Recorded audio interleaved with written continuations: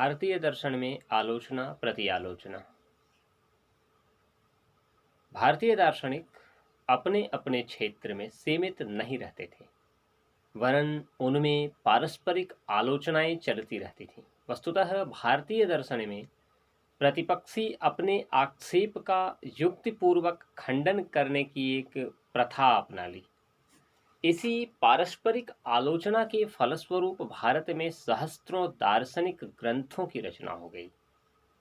आलोचना प्रति आलोचना का एक दूसरा परिणाम यह हुआ कि भारतीय दार्शनिकों में अपने विचारों को स्पष्ट तथा अभ्रांत रूप से व्यक्त करने का एक व्यसन हो गया। अपने विचारों को सर्वथा दोष रहित तथा आक्षेपहीन बनाने के लिए वे स्वभावतः प्रयत्न करते थे। संक्षेप में यह कहा जा सकता है कि भारतीय दर्शन की समुचित आलोचना उसी के भीतर पाई जाती है।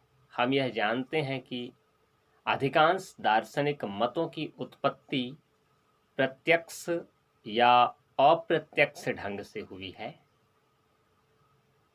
आस्तिक दर्शनों के साहित्यिक ग्रंथों के इतिहास से ज्ञात होता है कि वेद तथा उपनिषद के बाद सूत्र साहित्य की उत्पत्ति हुई। दार्शनिक विचारों का सुव्यवस्थित तथा क्रमबद्ध रूप सर्वप्रथम सूत्र साहित्य में ही पाया जाता है।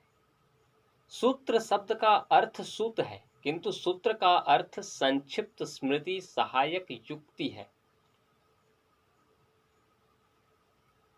प्राचीन समय में दार्शनिक विवेचन मौखिक होता था। गुरु शिष्य में भी विचार विनिमय मौखिक ही हुआ करता था।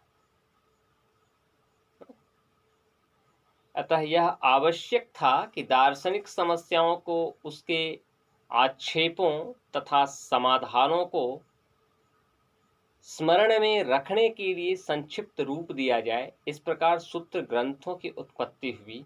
यह समझें कि सूत्र का शाब्दिक अर्थ सूत है, लेकिन वास्तव में सूत्र का अर्थ यहाँ संक्षिप्त स्मृति सहायक युक्ति है। यानी जो बातें हमें कहनी है तर्क रूप में, उसे संक्षिप्त में जिसके माध्यम से कहा जाता है उसे सूत्र कहते हैं।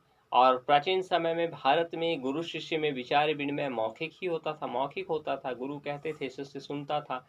इसलिए दार्शनिक समस्याओं को और उनके आक्षेपों को प्रस्तुत किए गए समाधानों का स्मरण रखने के लिए आवश्यक था कि उन सारे विचारों को संक्षिप्त रूप दिया जाए, और इसी संक्षिप्त रूप उसे प्रदान करने के क्रम में सूत्र ग्रंथों की उत्पत्ति हुई, इनकी रचना हुई।